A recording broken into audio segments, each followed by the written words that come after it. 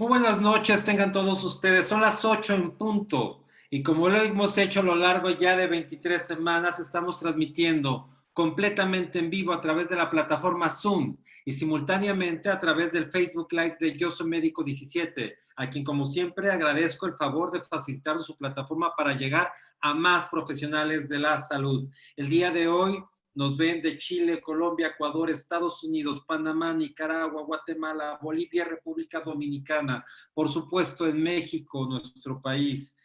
Ustedes veían en la pantalla de inicio, hay una plática donde hubo mucho interés del profesional de la salud en México, que tiene que ver con las atribuciones que tiene COFEPRIS, de Comisión Federal de Contra Riesgos Sanitarios, en relación con la publicidad que realizan particularmente en medios electrónicos y en cualquier otro medio, pero especialmente en medios electrónicos, los profesionales de la salud. Es conocido a todos ustedes estas visitas de verificación que se han realizado a lo largo y ancho del territorio mexicano. Bueno, pues esta plática que ustedes vieron aquí en este webinario el miércoles pasado, si usted es miembro de un colegio de profesionistas o relacionado con la salud y requiere de esta plática cerrada exclusivamente para ustedes, donde puedan hacer preguntas más específicas. Sé que quedaron muchas pendientes, no requiere más que solicitarla al correo atención.mlc@gmail.com, atención sin acento .mlc@gmail.com, y con mucho gusto la agendamos para su grupo médico. También si es un hospital público o privado, también con mucho gusto podemos agendarla. Y les recuerdo que todas nuestras pláticas están grabadas para que usted pueda cómodamente volver a verlas e incluso compartirlas a otros profesionales de la salud en YouTube. Pueden entrar a YouTube, teclean Medical Legal Center y aparece Medical Legal Center, se suscriben y pueden acceder a cualquiera de los videos que están ahí, de cualquiera de las pláticas. Pueden, reitero, volver a verlas, compartirlas, platicar sobre ellas con mucho gusto. Hoy es lunes y como todos los lunes, miércoles y viernes, Susana Hernández, a quien como siempre agradezco infinitamente su apoyo incondicional a la comunidad médica, ha publicado en el Facebook de Medical Legal Center una información valiosa. Tiene un invitado el día de hoy y esta información es especial para ustedes. Aquí lo hemos platicado, la importancia que tiene para un profesional de la salud tener este coacheo, este apoyo, no sentirse solo, que llegan momentos en esta pandemia de incertidumbre, de cualquier situación. Bueno, Susana Hernández está para apoyar. Les recuerdo nuestro programa. Hoy tenemos un programa 100% toda la semana relacionada con tecnología en salud y particularmente de registros electrónicos. El día de mañana tenemos una demostración, nos harán una prueba en vivo, una consulta a distancia sobre plataforma de expediente clínico electrónico. Muchas plataformas son solamente de comunicación visual. Esta que nos van a enseñar está sentada en una plataforma de expediente clínico, porque algo que es importante es que quede registrada la atención médica. O sea, no basta con hacerla cara a cara en medios electrónicos, lo que es dudable y es materia de esta plática, sino que basta registrarlo. Si no, pues una atención no registrada es una atención no dada. Y aquí lo veremos el día de mañana con el doctor Jorge González Moncayo y con Fabiola González. El miércoles estará el ingeniero Oscar López Serrano, es el jefe de informática del grupo médico Dalinde San Angelín. Ellos tienen un expediente clínico desde hace más de 15 años y estarán el miércoles haciendo una historia de éxito, viendo las cosas buenas, las malas, lo bueno de la implementación, lo malo, etcétera. Bueno, no se lo pierdan. Si usted participa o es dueño de un hospital, es su plática.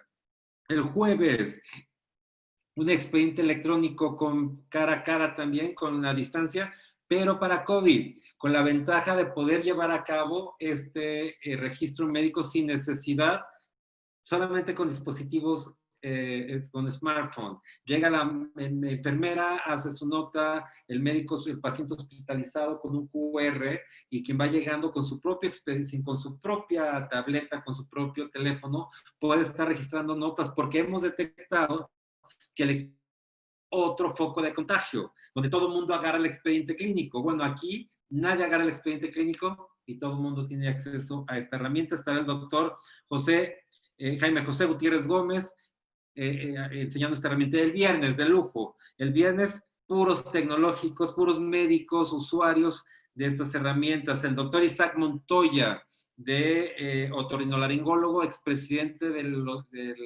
Colegio de La Laguna, estará con nosotros. El doctor Aldo Guerrero, también expresidente del Colegio de Otorrino de Jalisco.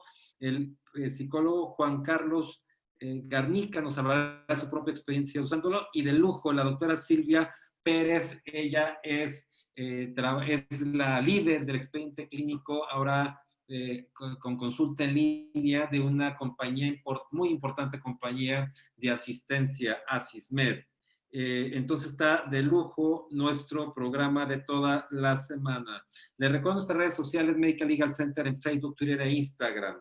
También que todas las preguntas nos ayuden a hacerlas solamente por el capítulo de preguntas y respuestas. Nos ayuden también a compartir la información con más profesionales de la salud para que cada día seamos más. Hay quienes me dicen, me da pena compartir la información, pero ocurre que cuando lo comparten, esa gente que recibe la información queda agradecida con ustedes y es algo que tenemos que valorar. Para mí es un gusto. Bueno, quiero además agradecer a quien vamos a nuestro invitado, que además ha sido mi apoyo incondicional, alguien con que además tengo una entrañable amistad sincera.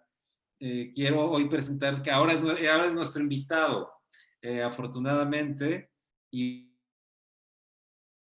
bueno, agradecerle que en estos días me haya cubierto y también su entendimiento. Lo entiendo, de verdad, muchas gracias a todos. Para mí es un gusto, un privilegio poderles presentarles al licenciado José Óscar Alcaraz Paz.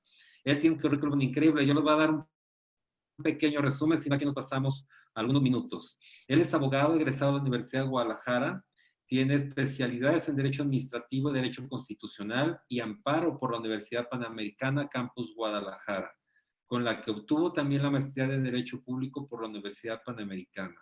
Es abogado senior del Medical Legal Center y además un gran amigo.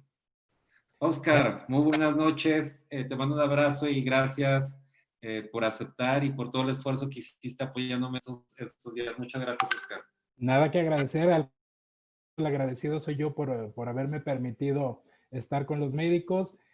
Mucho nervio, hoy también tengo mucho nervio, pero feliz de poder estar con ellos y haber podido cumplir las expectativas en tu ausencia. Espero que no los hubiera aburrido mucho y espero no aburrirlos hoy. Este tema es muy interesante y bueno, si me permites, vamos a iniciarlo. Adelante, Óscar. Es un tema que muchos médicos en muchas semanas me habían estado preguntando por él y llegó el día. Llegó el día. Adelante, te dejo con el mejor público, los profesionales de la salud, y nos vemos en la sesión de preguntas y respuestas. Claro que sí. Gracias. Buenas noches a todos. Como bien dice el licenciado Abraham, este tema es muy trascendente en estas épocas, precisamente por estar cursando con esta pandemia. ¿Y por qué? Porque definitivamente a todos los médicos, a todos los profesionales de la salud, hubo una situación extraordinaria que también por motivos de protección y de prevención tuvieron que cerrar los consultorios, y los que no cerraron, pues mucha gente no quería ir a consultarse precisamente por temor a contagiarse. Entonces surge la inquietud de la telemedicina en México. Vamos a tratar de concentrar un poquito la información porque hay bastante información a nivel mundial y en México también lamentablemente no se ha dado el seguimiento como debería por parte de nuestros señores legisladores, pero como les comento, vamos a hacer un resumen de esta práctica y si me permiten voy a compartir mi presentación para dar inicio a la plática. Bien, como les venía comentando, es importante este tema y la situación es que, como ya les venía diciendo, en México no se han tomado las medidas necesarias y como deben de ser. A mí me gusta iniciar con esta frase que la compartimos muchos en Medical Legal Center, que nos dice Henry Ford: reunirse es un comienzo, permanecer juntos es el progreso y trabajar juntos es el éxito. Y por eso es que nosotros siempre abogamos porque el gremio médico esté unido. Y bueno, en relación a la telemedicina, ¿está regulada en México? ¿Podemos hacerla? ¿No podemos hacerla? Antes que nada, quiero decirle que sí tenemos un marco jurídico, si no preciso o si no específico para la telemedicina, sí tenemos un marco jurídico muy particular en relación a esta práctica. El primero es el marco legal y viene en nuestra Constitución. Ustedes no saben porque pues, son del área médica, son profesionales de salud, y esto pues realmente los que más estamos involucrados somos los abogados. En junio del 2011 hubo una reforma muy importante en México sobre derechos humanos.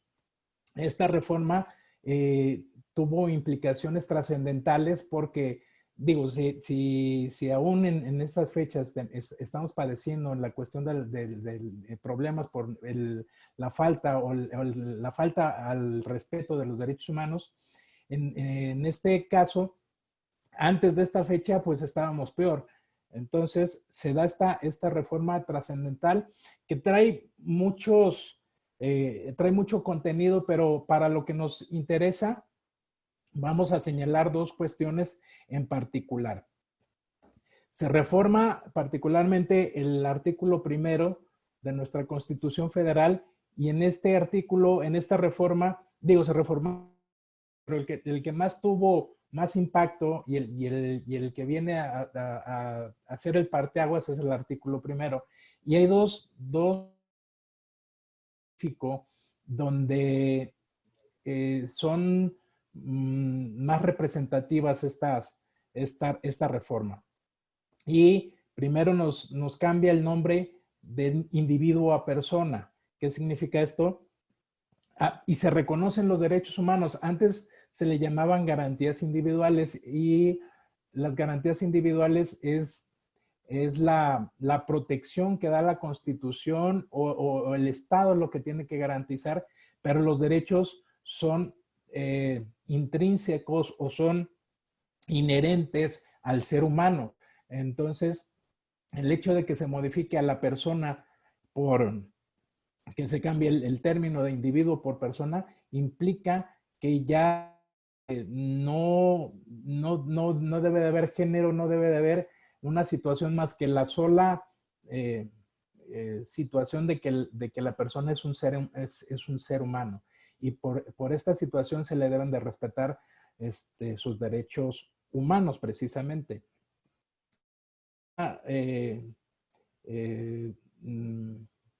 La otra particularidad y contundencia que hay en esta reforma es que nos dice que todas las autoridades del Estado mexicano están obligadas a respetar los derechos humanos.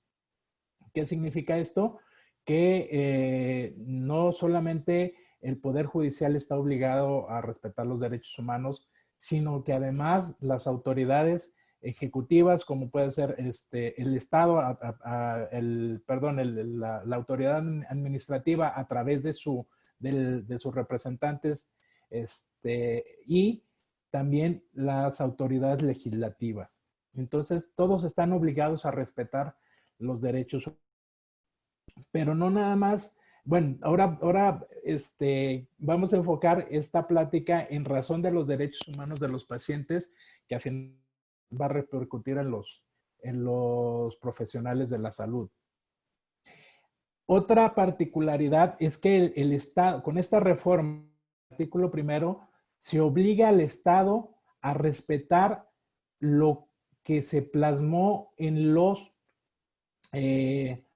tratados internacionales del cual México forma parte. ¿Qué significa esto? Que debe de someterse a la legislación que se haya pactado en cuestión de tratados internacionales. Ahorita les voy a platicar cuáles tratados internacionales y de qué se trata todo esto. Entre estos tratados internacionales está primero la Declaración de los Derechos Humanos de la ONU, luego el Pacto Internacional de los Derechos Económicos, Sociales y Culturales, la Convención Americana sobre Derechos Humanos, el Protocolo de San Salvador, la Declaración sobre el Derecho de Adopción, Asamblea General de la ONU. Esta es una ampliación a lo que es la Declaración Universal de los Derechos Humanos, la Declaración de Lisboa de la Asociación Médica Mundial sobre los Derechos del Paciente, la adoptada por la 34 Asamblea Médica Mundial de Lisboa en Portugal, y la Declaración de Principios de la Cumbre Mundial de la Sociedad de la Información en 2003. Estas ya son más, son de los, la ONU es de los 40, 50 más o menos, ya los demás de estas ya son más recientes, y hay una Asamblea Mundial de la Salud de mayo de 2005 donde se emana una resolución de la Organización Mundial de la Salud en cuanto a la cuestión de la telemedicina. Y ahorita vamos a hablar un poquito sobre lo que son o qué dicen estos tratados en general. En general, los tratados internacionales que les platiqué es el reconocimiento al derecho a la protección de la salud. Eso es en su generalidad. Pero en el Pacto de San Salvador hubo un parteaguas en esta Declaración de los Derechos Humanos, y es una adición. Y esta adición, bueno, hubo muchas, pero particularmente lo que les vaya platicando va a ser enfocado al tema. Nos dice que toda persona tiene derecho a la salud, pero este derecho debe de ser entendido como el disfrute del más alto nivel físico, mental y social. También se prevé que se debe garantizar la atención primaria de la salud para a garantizar inmunizaciones, la prevención de enfermedades endémicas y a la protección de grupos de alto riesgo y vulnerables. ¿Y a qué voy con todo esto de los derechos humanos?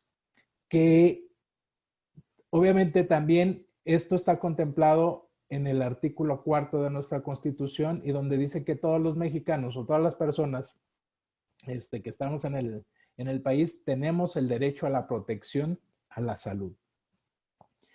¿Y qué significa esto? Que con la pandemia, evidentemente hay muchos pacientes que no tienen forma de acudir a los médicos para atenderse. Y los médicos no pueden estar atendiendo a los pacientes precisamente por estos problemas que yo les había comentado. Que se cerraron los consultorios, que por prevención, que por la gente también no quiere acudir a los consultorios. Entonces la opción sería la telemedicina. Hay diferentes maneras cómo se le conoce a esto. Se le conoce también como telesalud o telemedicina, pero son cuestiones un poquito diferentes y que ahorita las vamos a ahondar. Entonces, ¿qué pasa si el paciente, por ejemplo, que es crónico y que deja de acudir al médico, cerró el consultorio para evitar, aparte, el profesional de la salud cierra su consultorio para evitar que el paciente probablemente se contagie, y esto le pueda acarrear o traer una demanda médico-legal o una denuncia penal por esta situación del contagio. Entonces, lógicamente, todo el mundo se complicó con esta pandemia, y así los pacientes no pueden acceder al derecho a la salud, conocido tanto por nuestra Constitución como por los tratados internacionales. En este sentido, es derecho del paciente acceder a los servicios de salud es el disfrute más amplio del acceso a este derecho. O sea, no es, vamos le dando este tratamiento o ya que pase la pandemia lo seguimos atendiendo. No, porque por ejemplo las enfermedades crónico-degenerativas necesitan tratamiento y necesitan estarse revisando constantemente. Pero ¿cuál es la problemática si el paciente no puede acudir a revisarse? Pues obviamente la opción es la consulta online, la teleconsulta, o la telemedicina. Esa es la opción. Y el paciente se le estaría respetando el derecho a la salud y el Estado mexicano está obligado a respetar ese derecho. Ya esto lo trasladaríamos al derecho que tiene también el profesional de la salud a seguir ejerciendo su profesión, que se viene contemplando en el artículo 5º constitucional, pero no es propiamente por ahí, sino es el derecho al acceso a la salud. Entonces, si el Estado mexicano está obligado a respetar este derecho de acuerdo a los pactos internacionales, debe de cumplirlos. Es así que tiene que someterse a lo que ya firmó, porque aparte lo firmó y lo ratificó y está obligado a hacerlo. ¿Qué pasa? Está prohibido el realizar las consultas online, no está prohibido. Y ahorita vamos a andar más en este tema. Decía, hay diferentes maneras de cómo se le llama a la teleconsulta, a la telemedicina, y hay muchas definiciones que al final de cuentas no se llegan a poner de acuerdo, pero tomé una de las que vienen en Cenetec y nos dice que la telesalud es la incorporación de las tecnologías de la información y la comunicación en sistemas de salud, incluyendo servicios médicos, académicos, administrativos. Es decir, que es de lo general a lo particular. La telemedicina ya va enfocada particularmente al profesional de la salud, del paciente con el profesional de la salud, en cuanto a la profesionalización del mismo personal de la salud. Yo les decía, porque también uno de los enfoques de la telemedicina es la formación continua de los profesionistas. De hecho, ahorita estamos haciendo telemedicina y no está prohibido, no hay ninguna razón jurídica para que se nos impida hacer esta telemedicina. Desafortunadamente no está regulada como tal y ahorita vamos más para allá. Oscar, ¿me ayudarías a subir más, a acercarte más el micrófono? Me dicen que se escucha. Exacto. De acuerdo. Entonces, les comentaba que no hay una prohibición como tal y estas son las definiciones de lo que es la telesalud y la telemedicina, es de lo general a lo particular. Y ya en la cuestión de las consultas online, ya es privativa de lo que es la consulta, vamos, es exclusivo a lo que es la consulta. Si hay regulación, ahorita les voy a platicar, hubo un intento de regulación que es un proyecto de norma que es precisamente para la regulación de la atención médica a distancia. Desafortunadamente, este proyecto de norma se canceló y se canceló en el 2015, que es precisamente la norma para la regulación de la atención médica a distancia. ¿Por qué se canceló? Por eso les digo, desgraciadamente, y no, porque a final de cuentas, la justificación para cancelar esta norma para la regulación de la atención médica a distancia es porque todas las normas oficiales mexicanas antes de publicarse pasan por un proceso donde se somete a consulta con especialistas para que todas estas normas, de acuerdo a las especificaciones técnicas y estudios, tengan su justificación y puedan ser pronunciadas estas normas.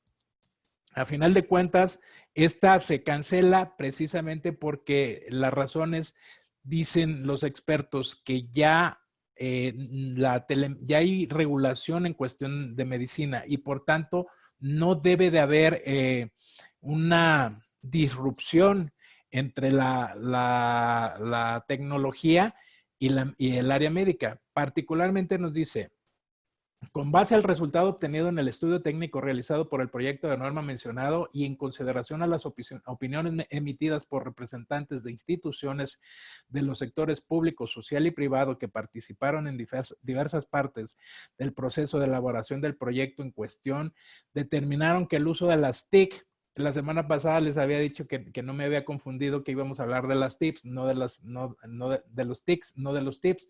Las TIC son la tecnología de la información y la comunicación. Y nos dice que por ello no debe regularse de forma separada a los procedimientos médicos actuales, ya que debe de ser una actividad integrada. Entonces no debe de haber no debe de haber regulación en cuanto a la práctica de la telemedicina. Entonces, por eso les digo, desafortunadamente y no, se cancela porque ¿por qué desafortunadamente? Desafortunadamente porque si ya tuviéramos esta norma, ya tendríamos mayor certeza jurídica de cómo realizar estas teleconsultas. Aquí la situación es que nos dice, bueno, ya no, la tecnología de la información no tiene que separarse de la medicina, por tanto no hay necesidad de regularse. ¿Dónde más está regulada esta situación de la telemedicina? Precisamente en la norma oficial mexicana del expediente clínico electrónico, la 024. Evidentemente, el hecho de que existe esta norma nos que precisamente nos da a entender o se hace con la finalidad de la portabilidad del expediente clínico. ¿Qué significa esto?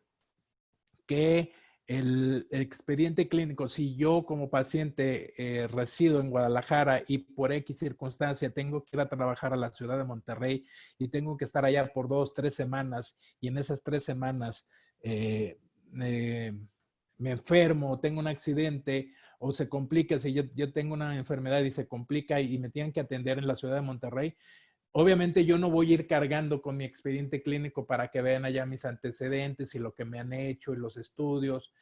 Entonces, el acceder al expediente electrónico es precisamente acceder al expediente a la distancia. Entonces, aquí también ya se está aplicando la telemedicina. Desafortunadamente, les digo, como no hay una regulación específica en esta materia, en el sector salud únicamente se está utilizando como apoyo a especialistas o más bien apoyo de especialistas a los centros de atención alejados de la población, de poblaciones donde no cuentan con estos recursos, donde no cuentan con estos especialistas, a poblaciones alejadas. Entonces, se utiliza a través de un médico general o un médico tratante y a su vez se conecta con el médico especialista y ahí consulta, pero hay una interacción entre profesionales de la salud. Entonces, precisamente los organismos gubernamentales no se han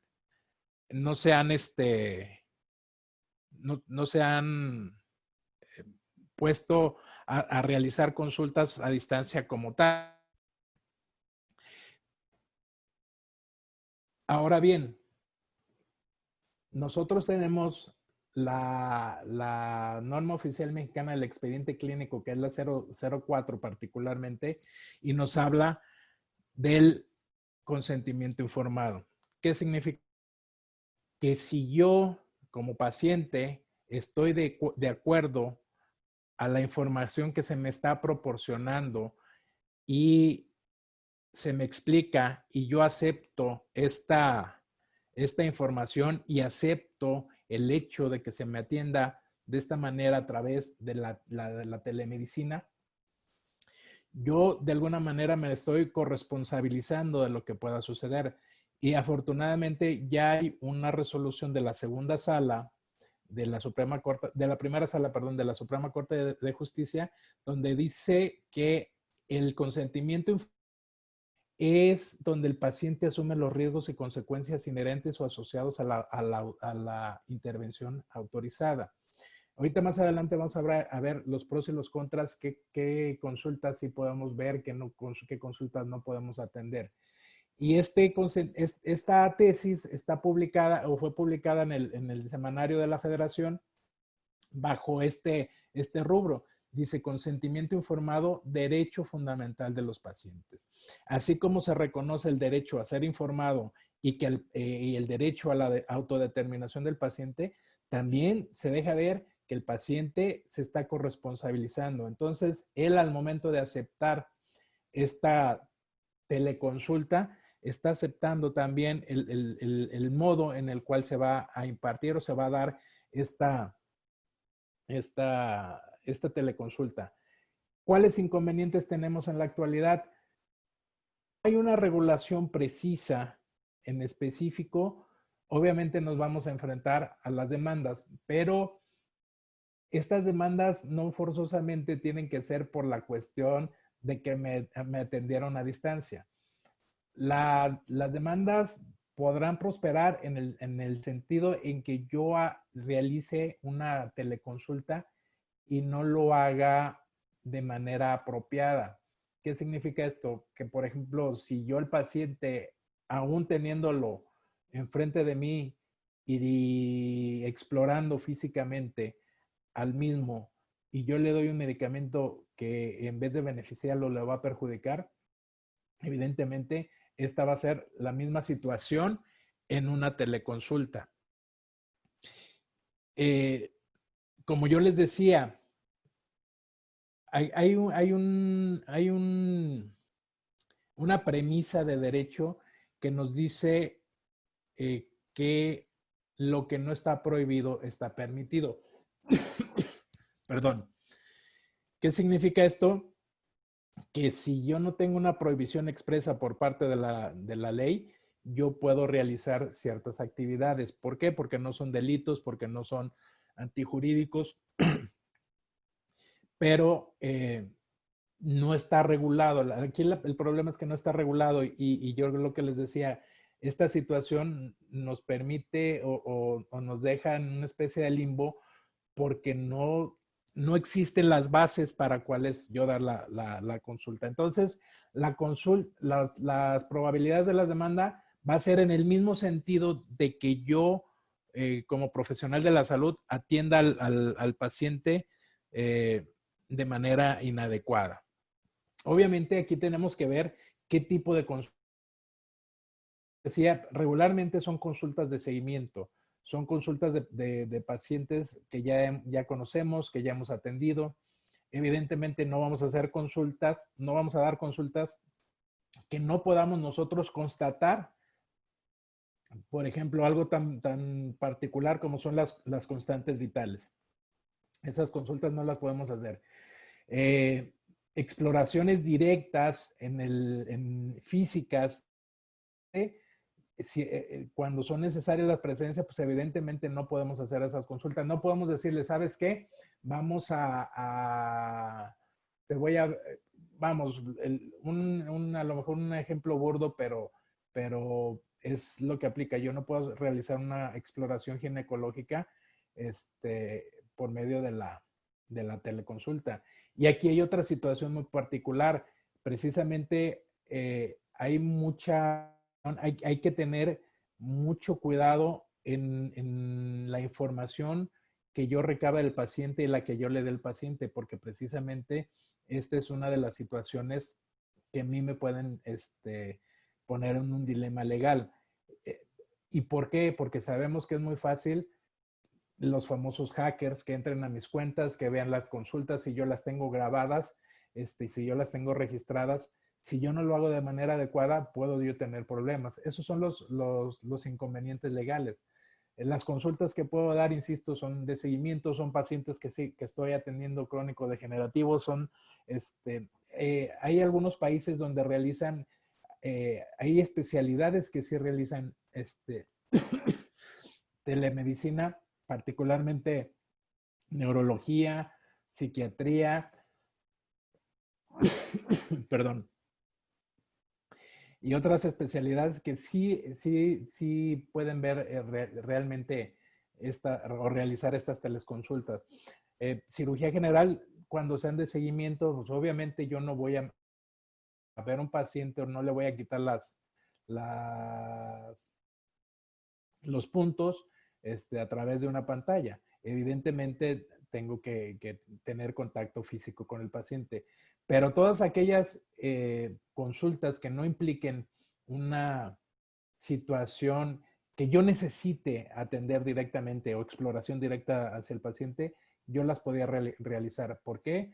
Porque no lo tengo prohibido. Y por otro lado, el paciente, estoy respetando el derecho y estoy asumiendo la función de cuidador de este paciente al darle la atención, a proteger el derecho que tiene. ¿Qué otros inconvenientes? Obviamente el pago de honorarios. Mucha gente, los médicos que ya están utilizando este sistema de teleconsultas se quejan mucho de que el paciente ya cuando se le da la consulta no quiere pagar. Y si quiere pagar, va a decir, es que ni siquiera fui al consultorio y ni siquiera me revisó, entonces, pues, ¿por qué me está cobrando tanto? O sea, ya aquí vienen los regateos y vienen las cuestiones de que no quieren pagar los pacientes. Siguiendo los consultorios, de repente no quieren hacer los pagos, pues imagínense a distancia. Es más complicado. Como les decía el licenciado Abraham, muy, muy importante es el registro de la atención médica. Si no tenemos un registro adecuado, no basta con que yo nada más hable con el paciente y le diga qué tienes y te voy a dar este tratamiento. Yo debo de registrar perfectamente como si fuera un expediente clínico normal. Yo tengo que estar haciendo mis registros en la consulta a distancia. La capacitación, desafortunadamente, como ya les decía, tiene muchos años. Hablan que en los años 20 o 30 ya se estaba utilizando la telemedicina porque se implementó un aparato donde se mandaban estudios o donde se podían enviar estudios para que fueran analizados por los médicos, estudios de gabinete. Aquí y también se habla que la NASA ya tiene mucho tiempo aplicando lo que es la telemedicina, evidentemente, porque pues, no están los astronautas están fuera en el momento que están fuera de órbita, o en órbita más bien, ahí no tienen un médico que los esté atendiendo, entonces los están atendiendo a distancia, pero lógicamente no se tienen todos esos recursos. Pero a raíz de todos estos antecedentes, la Organización Mundial de la Salud ha instado a todos los estados, no nada más a México, a todos los estados que forman parte de esta organización, a que implementen sus protocolos, implementen sus sistemas de atención médica a distancia. Desafortunadamente, aquí en México nos hemos quedado muy cortos. La única intención donde encontré el detalle de que se quiso hacer algo en cuestión de telemedicina fue en el Plan Nacional de Desarrollo del 2007 al 2012. Desafortunadamente, nada más quedó en el plan, no se concretó, cosa que debió de haberse cumplido precisamente para estar todos con certezas reales y certezas jurídicas. Ha habido otros antecedentes, pero otras intenciones, pero quedan mínimas. Y le digo, la única antecedente tangible es que yo localicé fue en el Plan Nacional de Desarrollo 2007-2012. Es más, de hecho, si ustedes se dan cuenta,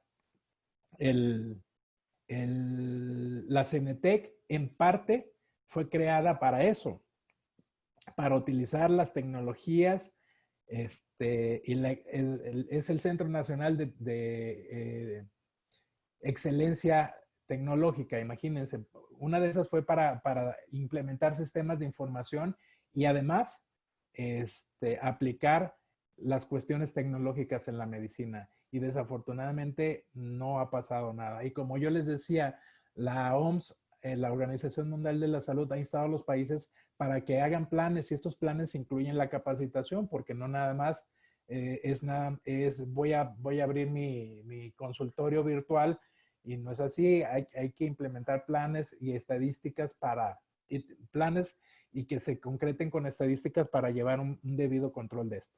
Obviamente no hay una exploración física, la exploración va a ser limitada porque va a ser a través de una pantalla que va a depender de las luces, va a depender de muchas situaciones y que, insisto, si el paciente tiene una atención o intervención directa, exploración directa, no se puede llevar a cabo una debida consulta online. Los beneficios, evidentemente... Volumen. A ver, nos siguen hablando del volumen, a ver si nos puedes ayudar. Hace ratito ya se había compuesto. Ok, perdón. Evidentemente los beneficios es el menor costo.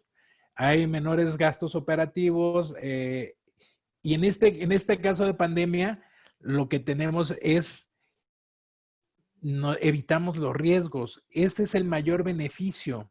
Vamos a evitar los riesgos de contagio.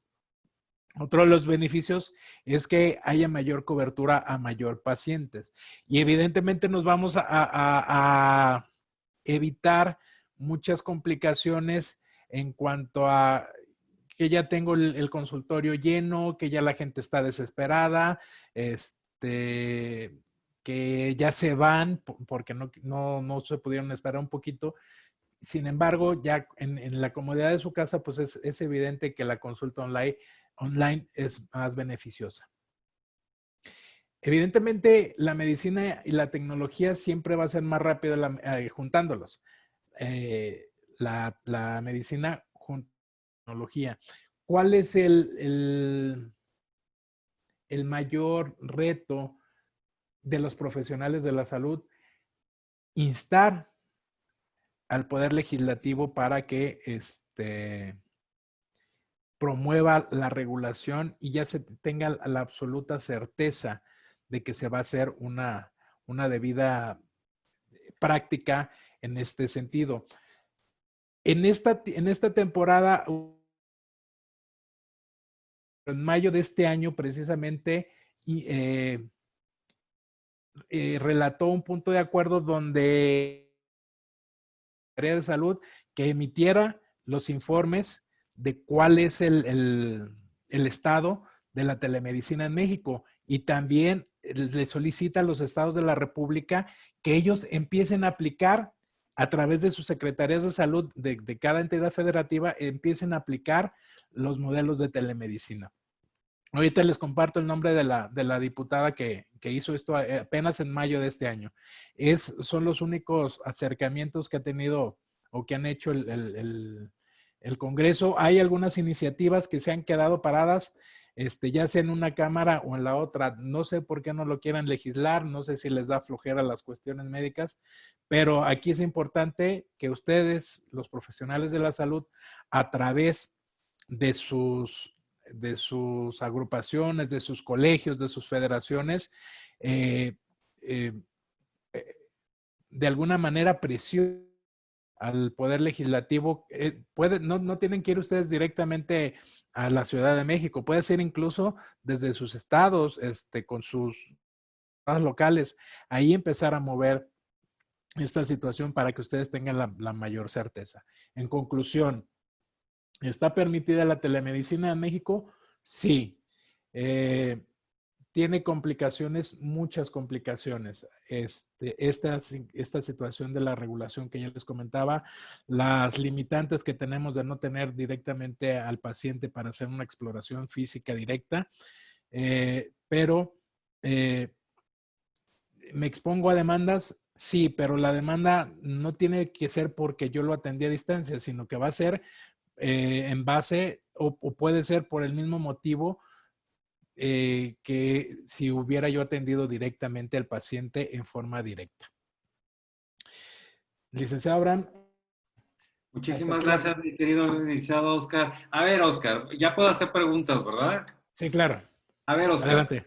Entonces, quiere decir que el fundamento por qué pueda ser legal la consulta en línea es por la ponderación de derechos. Esto es porque en este momento de pandemia se da la situación que por una parte está el derecho humano a la salud y que por otro está el tema del derecho bueno, la no regulación de la consulta en línea y que solamente en tiempo de pandemia es justificable. Quiere decir que si no hubiera existido la pandemia, sí requeriría la regulación. Mm, Yo pienso, licenciado, que la pandemia nada más agudizó el problema, pero esta ponderación existe desde antes de la pandemia y va a existir o debe de existir aún después de la pandemia. Es la situación por la que estamos atravesando únicamente agudizó y evidentemente que sí es necesario que los pacientes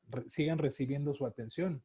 Sí, pero por ejemplo, hoy el fundamento es de que existe una ponderación de riesgo, que el Sí. paciente que al acudir a una consulta médica, a un consultorio o al hospital, tiene el alto riesgo de contagiarse un paciente enfermo. Por ejemplo, yo veía que pacientes crónico-degenerativos, hipertensos, diabéticos, tenían que ir a consulta por su receta de medicamentos, con el alto riesgo que implicaba enfermarse, entonces era contraproducente. Ahí perfectamente aplica la ponderación de decir, oye, aquí se justifica la consulta en línea versus el riesgo de contagiarse, ¿es así?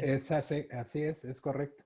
Les digo, la situación es que aún antes de la pandemia ya se tiene el derecho, pero precisamente si yo no tengo acceso a la salud como habitualmente lo tenía, pues evidentemente aquí va a aplicar esta ponderación y que todos los profesionales de la salud se pueden basar o se pueden justificar en esta situación.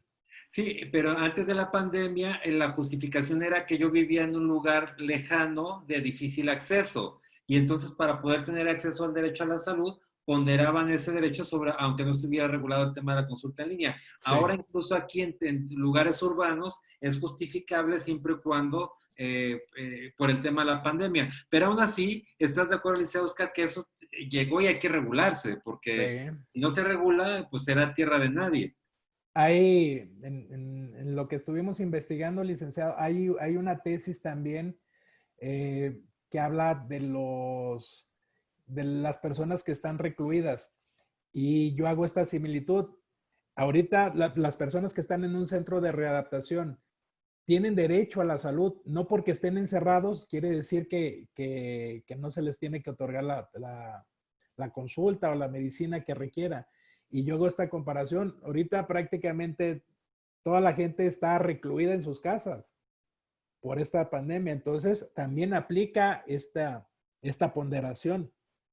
Exacto, exacto. A ver, Oscar, luego el tema nos platicas que en el 2015 se publicó un proyecto de norma oficial mexicana para regular la telesalud, teleconsulta o consulta en línea. En 2018 se desechó. Sí. Mi pregunta es, tú como experto en materia constitucional y en derecho de la salud, ¿dónde la regularías? ¿La regularías en una norma oficial mexicana, en la Ley General de Salud, en el reglamento de la Ley en materia de prestación de servicios de atención médica? ¿O dónde? ¿Cuál es el camino? Porque este camino es el que hay que seguir, hay que hacerlo. Aquí evidentemente las normas son de alguna manera el, el, el dejar el trabajo de los legisladores a las dependencias.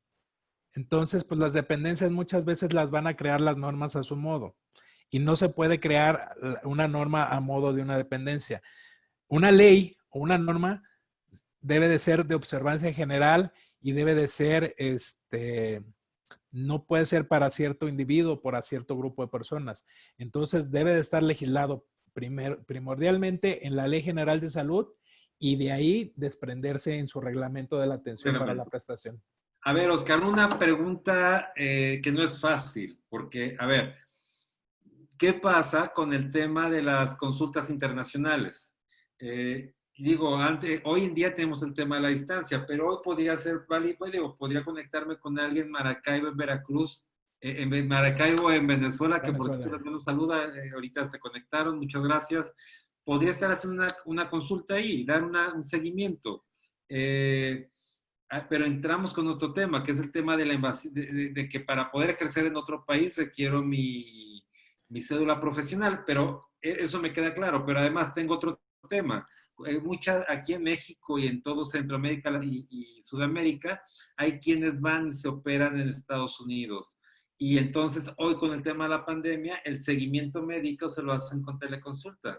Y no existe una regulación. aquí. A ver, Ajá. platícanos, ¿cuál es tu opinión? Yo creo que en razón de los seguimientos debe de haber un acto originario. Es decir, si hubo una cirugía, por ejemplo, aquí en México y el seguimiento se da en Estados Unidos o se da en otro país, la, la cuestión de la competencia se fincaría en nuestro país, de acuerdo a las leyes de nuestro país, porque ciertamente no hay una regulación internacional en la cuestión de teleconsulta, pero sí hay un acto original, un acto médico, una cirugía original, se debe de contemplar al país donde se originó. Entonces, se deben de sujetar a las leyes del país donde se dio este acto original. Excelente. A ver, no, vamos a entrar a muchas preguntas que nos están haciendo aquí el público. Eh, nos dice, ¿qué opina en el marco de la autonomía de la prescripción? Es decir, ¿se debe procurar no prescribir y reservarse el derecho a emitir una receta en teleconsulta? Porque tenemos el otro tema, o sea, ¿cómo hacemos la receta? O sea, lo que dice la La doctora, receta. ¿prescribimos o no prescribimos? Ok. En la cuestión de las recetas, ahí tenemos otro problema porque también no está regulado como tal. Tenemos que meternos a muchas legislaciones. Y por ejemplo, el otro día vi en una plática donde preguntaban que no les aceptaban la receta médica porque no llevaban la firma autógrafa. Esto, bueno, ya estamos en una cuestión ya muy de antaño. Se supone que te la deben de recibir la receta y ya no necesita ya no es necesario tanto la firma autógrafa porque hay métodos con el cual se puede demostrar que la receta tú la expediste. Pero esto es en caso de un procedimiento judicial. Por ejemplo, el Código Civil te marca que si tú tienes la constancia electrónica del documento expedido, eso es una prueba para ti. Aquí la situación es de que se cambie la mentalidad de muchas personas en cuanto a los documentos electrónicos. Desafortunadamente, en la norma oficial mexicana del expediente clínico electrónico no habla de una expedición de receta como tal de manera electrónica o a distancia. En la ley general el reglamento de la Ley General de Salud nos habla de ciertos requisitos de la receta y estos requisitos evidentemente habla de la firma autógrafa, pero la firma autógrafa no tiene que ser únicamente de puño y letra, se puede demostrar que es de manera electrónica. Por ejemplo, el doctor Juan Carlos Mayagoitia me hace una pregunta que muchos médicos nos hacen, que es que las farmacias no aceptan las recetas vía electrónica. ¿Qué se puede hacer? Yo, si estarás de acuerdo conmigo, Oscar, que para casos de recetas especiales de medicamentos de la fracción 1, COFEPRIS tiene autorizado la receta electrónica, en donde el médico tiene que darse de alta a COFEPRIS y lo puede hacer en las farmacias que se han incorporado a este programa. Y entonces sí, ahí pueden verificar que se expide la receta, quién la expide y no necesita ir, se hace todo de manera electrónica, solamente que es con aquellas farmacias que están también dadas de alta en este programa. Y esto mismo creo que no está lejano de que lo podamos hacer con cualquier otro medicamento, con cualquier médico y con cualquier farmacia. Solamente que sí hay que hacer este trámite de validación ante COFEPRIS. ¿Estás de acuerdo? Sí, de hecho, el problema es ese, que muchas farmacias están obsoletas en cuanto a la prestación del servicio, porque hay muchos médicos que incluso te dan las recetas y aunque no lleve la firma ni nada, pero nada más pones la cédula del médico o en la farmacia o el nombre del médico y ya te identifican al médico que las dio. A ver, Oscar, el otro tema. La doctora Roxana Martínez, a quien le envío un saludo, y muchos médicos me preguntan, ¿podemos decir consulta médica o es orientación médica o asesoría médica? ¿O dónde está legalmente cómo se tiene que decir? A final de cuentas, las tres son sinónimos. la consulta, la orientación, aquí depende el grado les decía, de cómo atender al paciente. Si yo requiero una atención, si yo requiero una exploración directa, yo no puedo hacer la consulta online, tengo que hacerla presencial. Si es un caso de seguimiento, se va a llamar consulta, orientación, ¿cuál fue la otra que me habías comentado? Asesoría, porque al final de cuentas implica un, una interacción entre médico-paciente y quizás esta asesoría puede implicar indicaciones, no necesariamente puede ser una receta médica, pueden ser indicaciones de cuidados generales o indicaciones de higiénico-dietéticas, como le llaman los médicos, y esto implica la asesoría, la consulta o la orientación. Excelente, Oscar. Nos vamos a ir más rápido porque hay Sí. muchísimas preguntas. El doctor Carlos Baeza, a quien le envío un saludo hasta Chetumal, dice, los documentos electrónicos existentes en una consulta en línea pueden usarse como evidencia si resulta algún daño con el paciente. Definitivamente los documentos electrónicos, si llegan a hacer pruebas, ya sea para una parte o para la otra. Yo la recomendación que les hago es que si van a hacer una consulta online, las hagan mediante un sistema establecido, como tú comentabas, con un registro idóneo de la información, porque nada más así las consultas vía WhatsApp está muy complicado y ahí sí implica mucha responsabilidad. Una consulta debe de implicar como si fuera física, pero a distancia. El doctor José Carrillo, la pandemia solo ha fortalecido estos sistemas tecnológicos. Hay una enorme difusión o confusión de otorgar consultas con redes sociales. Eso es muy riesgoso. Se requiere de equipo adecuado. Uno de los mayores problemas de esta aplicación son los diferentes apps, facilitan pago y el expediente, pero la receta digital es muy problemático y ya que las farmacias no las aceptan. El doctor Agustín Salazar desde Veracruz le envió un saludo grande. Dice, al incrementarse la consulta de telemedicina en los hospitales públicos, ¿puede ocurrir un incremento de demandas? Ahorita, evidentemente, van y con, sin o a pesar de consulta electrónica, va a haber un incremento de demandas. La situación aquí es que, por ejemplo, los hospitales públicos no lo están utilizando como tal. Ellos están dando asesorías, pero a través de médicos especialistas, a través de otros médicos. Es decir, el médico tratante consulta al especialista con el paciente ahí. O sea, no es directamente con el paciente. Excelente. El doctor Mainero, ¿tiene valor jurídico la firma electrónica? ¿Hay alguna regulación sobre esto? La firma electrónica está regulada en la norma oficial mexicana del expediente clínico electrónico, que es la 024. El doctor Edgar Cuevas, a quien le envío un saludo, dice, un aspecto básico de la atención es la exploración física y es difícil de realizarla por telemedicina. Esto puede conducir a un error de diagnóstico y responsabilidad profesional. ¿Cuál es su opinión? Por aquí abajo, aquí mismo tengo una opinión de alguien que me dice que los signos vitales, ya por aquí la tenemos, dice que aquí está. Con el fin de establecer una buena colaboración entre médicos, enfermeras y pacientes, el doctor Jesús Mateos les he sugerido la necesidad de contar con un kit de salud para su autocuidado en este momento, que muchos ya lo usan.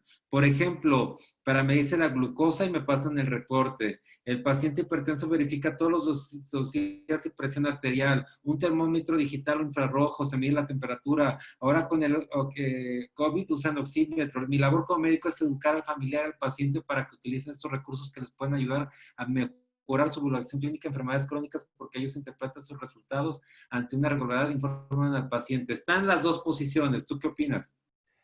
Evidentemente, puede haber problemas en la teleconsulta precisamente por la falta de exploración física, pero les decía, en la medida que hay que valorar el tipo de consulta que le voy a dar al paciente. Si va a ser de seguimiento, si es un paciente que yo conozco, voy a dar esta atención. Si es una cuestión de urgencia que requiera un tratamiento inmediato, definitivamente no voy a hacer la consulta online.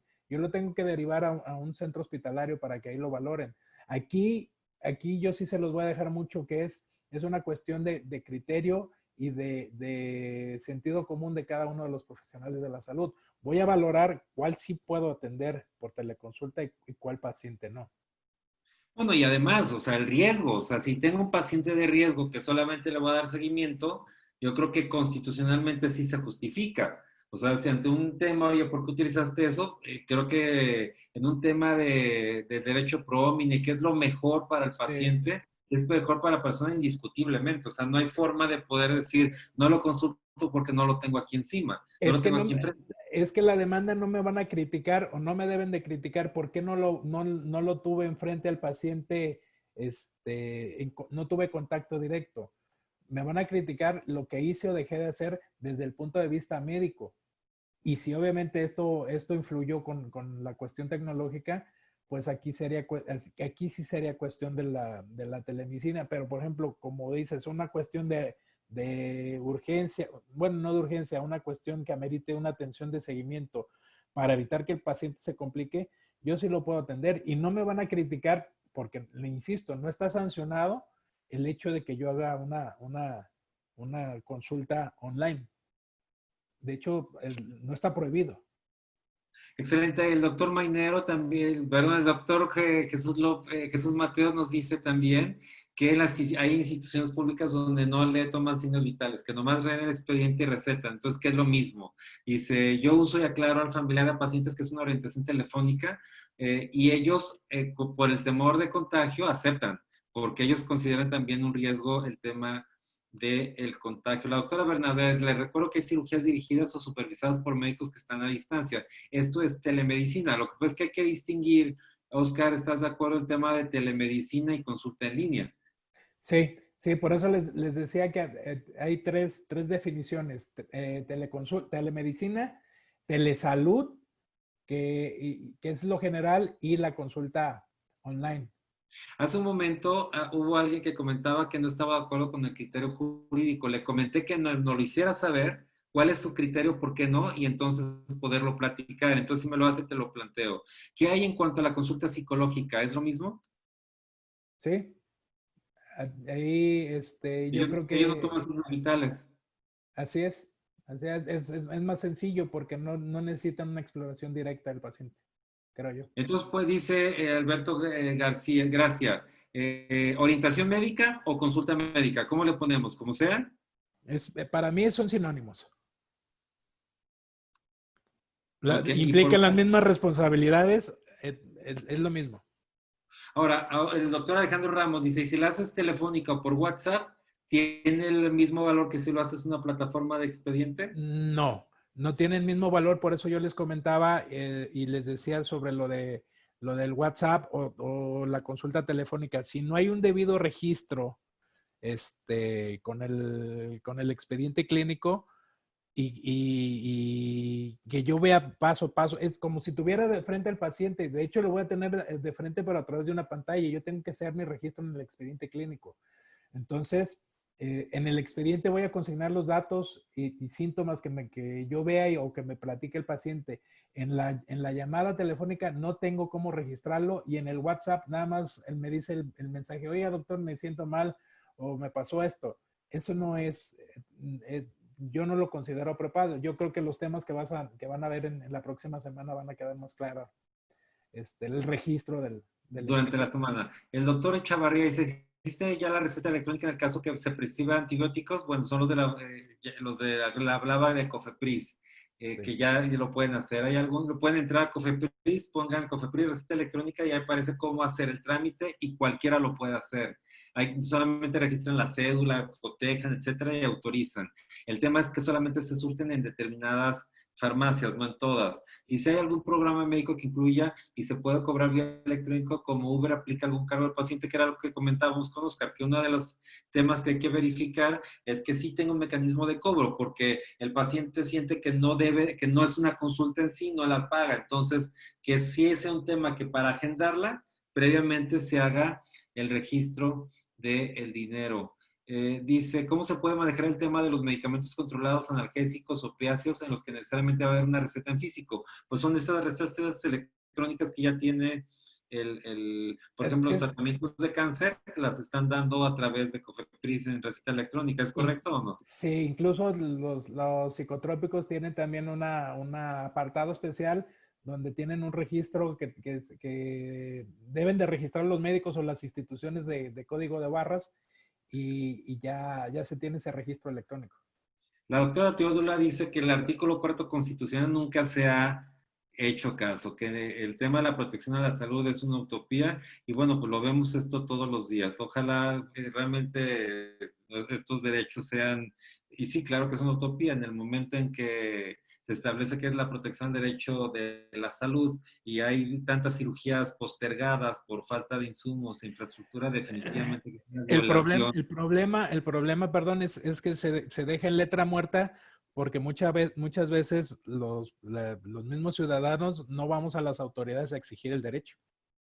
Pero Exacto. si nosotros acudimos a las autoridades, se nos tiene que hacer valer el derecho a la salud y otros tantos derechos fundamentales. Por ejemplo, hay pacientes que si no les otorgan el medicamentos, presentan un juicio de amparo, o si les programan incluso una cirugía muy larga, como pasa en muchas instituciones públicas, hacen que de alguna manera se recorran los tiempos. Pero la cuestión es activar a la justicia solita no camina. Hay que acorralarla y hay que ir tras ella. El doctor José Carrillo dice, la mayoría de los colegios y federaciones están negados a fortalecer esta práctica y además se han mostrado represivos a ellos. Bueno, a mí me ha tocado, sí, algunos colegios que al contrario, que han estado fortaleciendo esta dinámica. ¿Tío Oscar? Sí, yo pienso que yo tengo la óptica diferente también en sentido contrario, porque a quien más les interesa es a los médicos y a las agrupaciones.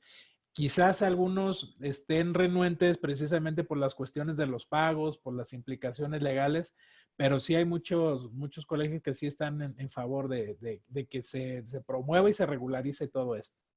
Dice el doctor Baeza, ¿no? Le enviamos un saludo. Estrictamente una teleconsulta implica que un médico consulte un caso con el paciente presente a otro médico especializado a distancia. Al respecto, ¿hay alguna regulación de los equipos que deben ser usados, equipamientos de áreas, capacitación de los médicos consultantes? Si la consulta es con el paciente no acompañado de un médico, entonces necesitamos nuevas regulaciones. ¿Qué opinas, Oscar?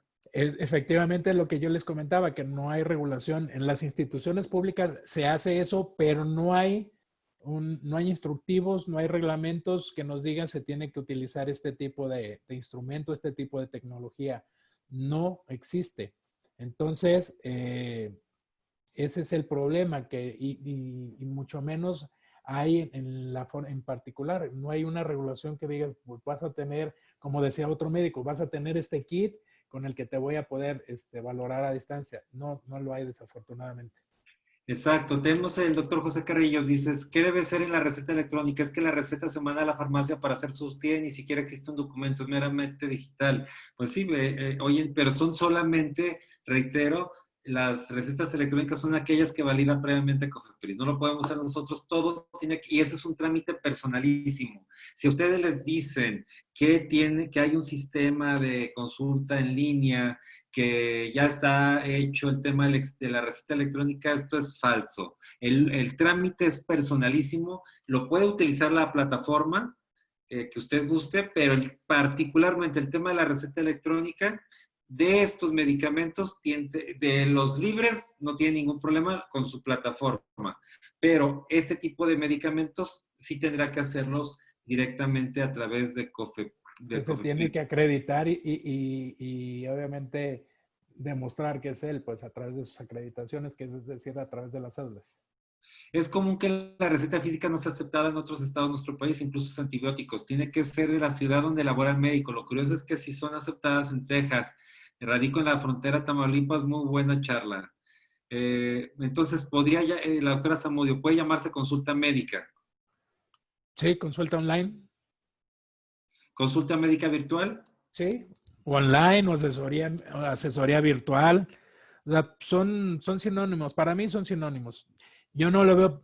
A lo mejor mucha gente quiere cambiarles el nombre para evitarse responsabilidades, pero a final de cuentas, la responsabilidad va a haber. La doctora María Enriqueta de León, a quien le envió un saludo. ¿Cuál fue la razón por la que se canceló el proyecto de norma?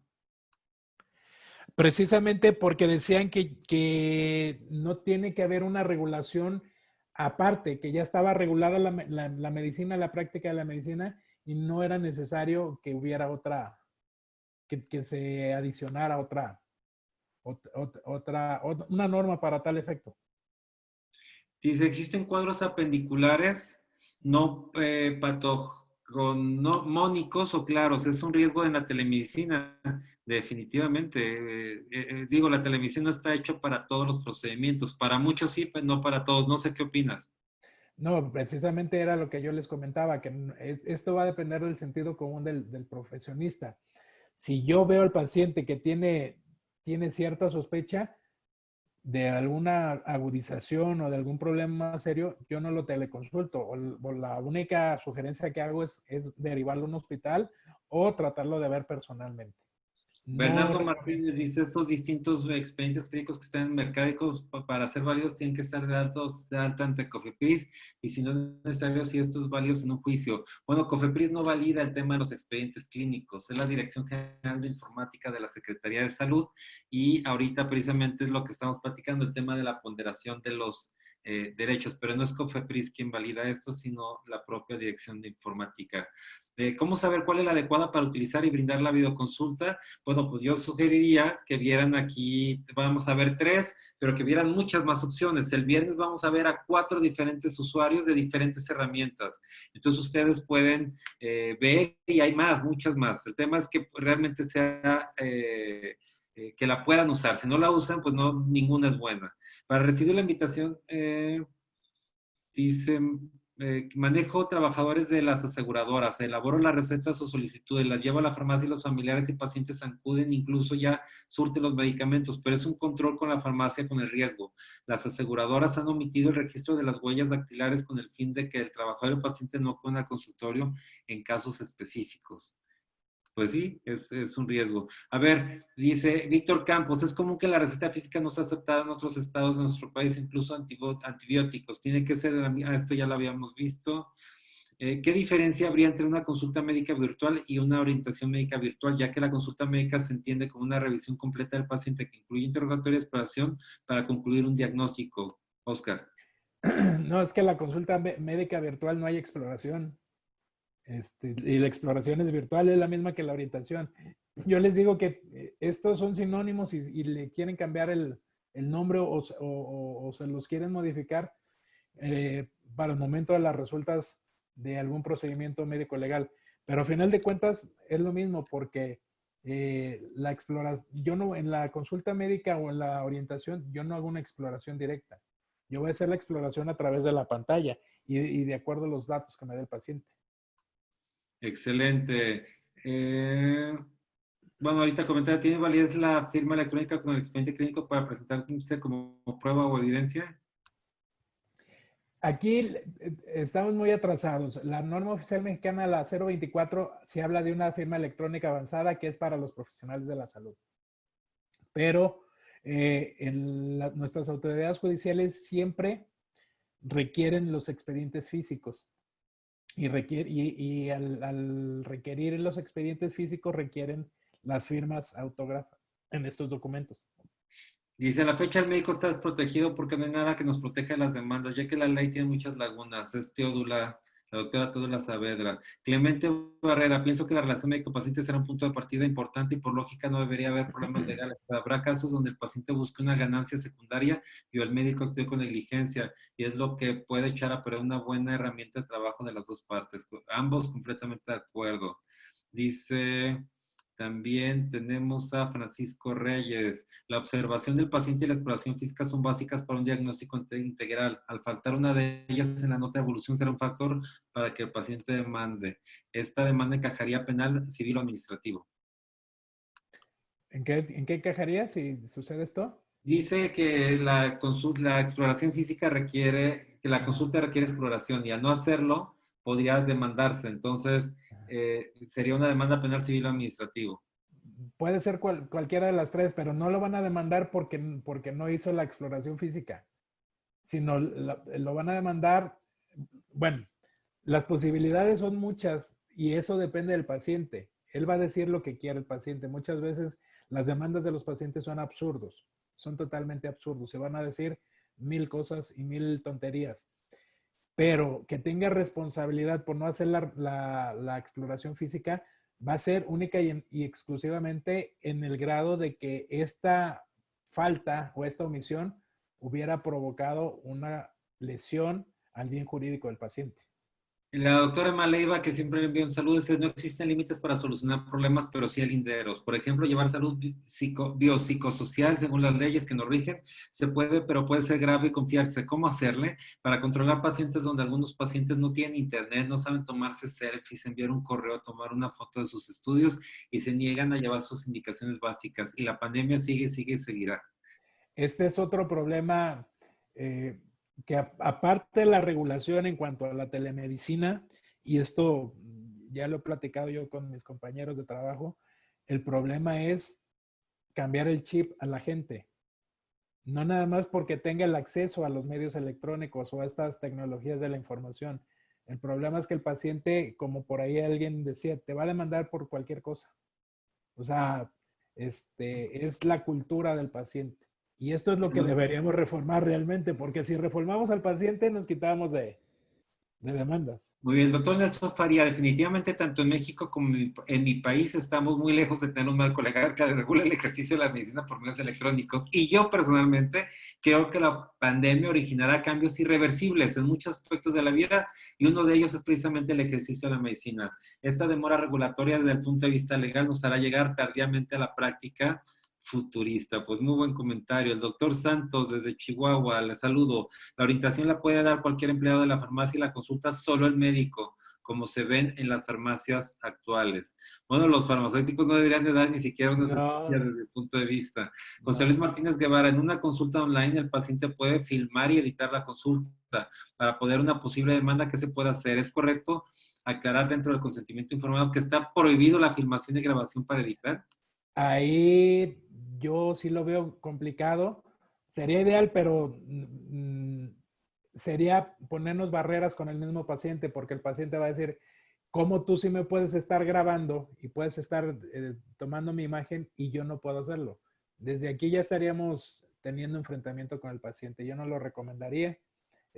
Sería bueno, pero como les digo, la cultura de los pacientes no es muy ad hoc pues, para este tipo de situaciones. De acuerdo, la doctora Grisel Mayen, ¿cuál es la recomendación para poder llevar a cabo en la consulta, el cobro de la consulta? Hacerlo a través de una plataforma. Sí, La doctora Anke le mando saludos hasta Chiapas, dice, excelente tema, la plataforma doctoral ya incluye para hacer la asesoría médica virtual y el recetario digital. Bueno, es una buena opción también. Silvia Pérez de México, actualmente cada consulta emitida a través de WhatsApp o telefónica tiene las mismas implicaciones legales, pero no la gratificación económica. ¿Qué recomienda sus capos? Eso, no hacerlo. no, sí, ahí está peor porque la consulta telefónica es, oiga doctor, fíjese que ya me dolió acá y es muy fácil. Yo no se lo recomiendo, digo, porque aparte es molesto para los mismos profesionales de la salud que los estén consultando por cualquier cosa por teléfono. Y aparte de las implicaciones legales, pues peor. Simón López, muy buena observación, dice, ¿debe firmar el paciente que solicite consulta en línea consentimiento informado?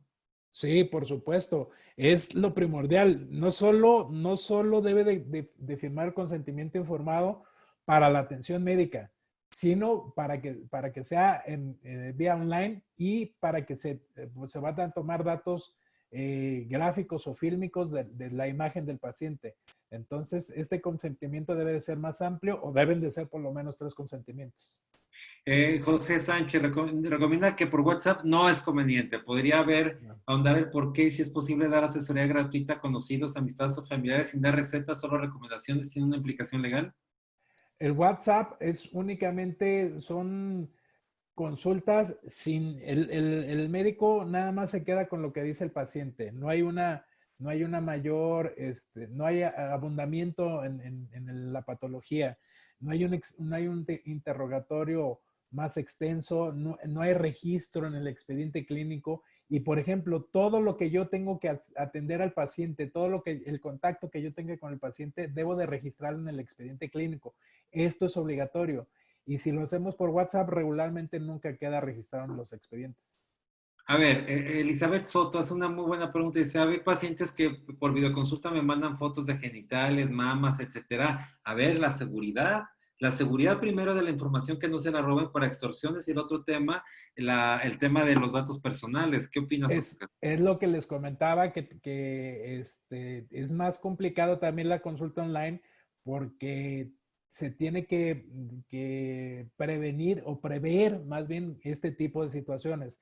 Entonces, además, bueno, ahora le vamos a agregar otro consentimiento, que es para el manejo de datos personales. Hay un consentimiento que casi nadie de los profesionales de la salud hace, que es el consentimiento para el tratamiento de datos personales, que son datos sensibles. Yo no conozco a un médico que haga ese consentimiento. Entonces, tienen que hacerlo. Entonces, estamos hablando de hacer 4 consentimientos al menos en uno. Y este consentimiento tiene que ser de manera virtual. Excelente. La doctora Anque dice que creo que debe prevalecer el derecho del paciente a ser atendido y debemos favorecer esta digitalización. Argentina es un gran ejemplo. Isel Prisciliano, ¿telesalud y telemedicina es lo mismo? No, no es lo mismo. La telesalud viene de lo general, es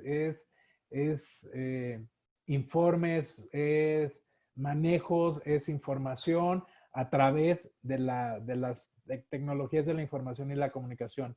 Y ya más particular, la telemedicina implica lo que es la consulta médica, la asesoría por parte de otros profesionales de la salud, la cuestión de la actualización médica, todo eso viene siendo la telemedicina. Oscar, nos vamos con últimas, los más rápidos. Okay. Ya vamos aquí a casi finalizar, pero lo más rápido. Si estás de acuerdo, el doctor Rosiles, en la consulta médica virtual, ¿se concreta un acto médico en su concepción legal? Perdón, otra vez, licenciado. En la consulta médica virtual, ¿hay acto médico legalmente? Sí, sí hay un acto médico. De acuerdo. Yo, ¿Hay alguna regulación? Sí. yo ¿Hay atiendo al paciente, pregunto, el paciente me da su sintomatología y yo oriento, asesoro o consulto al paciente. Entonces está generando el acto médico. Excelente. Ya se me pasó la siguiente. Dice, el consentimiento ¿se puede redactar un consentimiento informado para consulta online, manejo de imágenes o videos? Sí, por supuesto. Se debe de. Pienso que el tratamiento acerca del tratamiento de los datos personales debe ser algo que firma el proveedor del servicio de salud hacia el paciente, ¿es correcto? Eh, el proveedor del El servicio de salud, médico, el médico. bueno, es que puede ser el médico o el hospital y puede ser cualquiera de los dos, el médico o el hospital, el que maneje los datos personales, porque hay médicos que nada más van a un hospital y se quedan los expedientes quirúrgicos y ese debe de tener su consentimiento. Dice Clemente Barrera, en el caso del consentimiento del caso de la apendicitis se deriva a otra unidad médica. Eh, Doctor Mauricio Pérez, actualmente ya hay muchas compañías que están ofreciendo los servicios de consulta online y algunas incluyen receta. ¿Qué características debe tomar en cuenta para considerar alguna? Que cumplan los requisitos de ley y que no les vendan que van a hacer todo por ustedes porque hay requisitos, como comentaba el licenciado Abraham, que tienen que ser personalísimos y es el registro de sus recetas. Consulto de pacientes que viven en los Estados Unidos, la receta no se la surten en este país. Un familiar tuvo que enviarle los medicamentos por paquetería de México a los Estados Unidos. Los pacientes son mexicanos residentes de Estados Unidos que no tienen acceso a los servicios médicos, esto es seguros médicos. Efectivamente, eso lo platicamos hace un momento. ¿Cofepris tiene un castigo para el uso de medicina virtual? OFEPRIS tiene castigo para todo aquello que no se apegue a las normas o a lo que esté prohibido expresamente por la ley. Que en este caso un tema de la ponderación de derechos que estamos hablando, desde mi punto de vista se justifica. Sí se justifica, no hay una prohibición, no hay una antijuricidad porque no hay un lineamiento que me lo prohíba expresamente. Excelente. Si yo hago mi expediente clínico como debe de ser, si yo lleno mi receta como debe de ser con los requisitos que nos marca la Ley General de Salud y sus reglamentos, yo no debo de tener absolutamente ningún problema. Excelente. Mi querido Oscar, por favor, danos un mensaje final para la comunidad médica. Con todo gusto. Muchas gracias nuevamente por la invitación. Esperemos que les haya sido un poquito de utilidad esta plática. Es únicamente con el afán de informarlos. Tengan en consideración que ustedes son nuestra mayor preocupación para nosotros como empresa, como prestadores del servicio, y que siempre van a contar con nosotros. Cuídense mucho, sabemos que siguen estando en la primera línea de fuego, por favor cuídense, no quiero que se nos vayan a enfermar y estamos ahí para cualquier cosa. Muchas gracias, licenciado Abraham. Muchas gracias, mi querido Oscar. Yo quiero además agradecerte, Oscar, por el estudio. De hecho, hay un artículo que el licenciado Oscar ha elaborado y que espero pronto reitero, un artículo de esto, de este tema, que espero pronto se publique en alguna revista para que puedan ustedes analizar la parte constitucional de la legalidad en tiempos de pandemia. Les recuerdo nuestro programa de la siguiente semana. Tenemos, de esta semana, perdón, mañana, consulta a distancia sobre una plataforma de expediente clínico. Aquí lo vamos a ver en vivo. El miércoles, en caso, no, el de mañana es de consulta externa. El del miércoles es un caso de hospital. El del jueves es un caso tanto de consulta como de hospital con una herramienta de QRs, codificaciones con QR, donde va a ser la tendencia. Hoy en día la información la tenemos en el profesional de la salud. La tendencia es que el día de mañana, en muy pronto plazo, de hecho de regularse, estoy seguro que se va a regular así, es que la información la tenga el paciente. No sé qué sea, si eso es bueno o sea malo. Es una tendencia, yo se los vengo aquí a informar. Y eso lo vamos a ver el jueves, cómo el paciente es el que da los permisos a los médicos para que puedan ingresar a su información médica. Y por supuesto el viernes, padrísimo, 4 expertos, iniciando con Isaac Montoya, les va a encantar. Yo quiero platicar un segundo con Isaac Montoya, es un médico torrenalengólogo de Torreón. En cuanto inició la pandemia, fue la segunda llamada que recibí. Entonces decía, a ver, Abraham, ¿cómo puedo dar la consulta en línea, etcétera? O sea, hay quienes ni siquiera han iniciado con el tema de la consulta en línea. Al principio ya está, a los 2 días ya estaba en este tema. Y son de las cosas que tenemos primero que analizar si es legal o no, y si es legal, poder dar lo mejor para los pacientes, porque todos al final somos pacientes. Les recuerdo, entonces, si alguien requiere una plática del tema de COFEPRIS y su repercusión por la publicidad en salud, ya saben, contactarnos a atención.mlc@gmail.com y nos vemos el día de mañana, como siempre, lunes a viernes a las 8 de la noche y la semana 23. Gracias por su apoyo, gracias por estar pendientes, gracias, siempre, siempre gracias. Hasta mañana. Gracias, Oscar. Hasta mañana, gracias, Lizardo.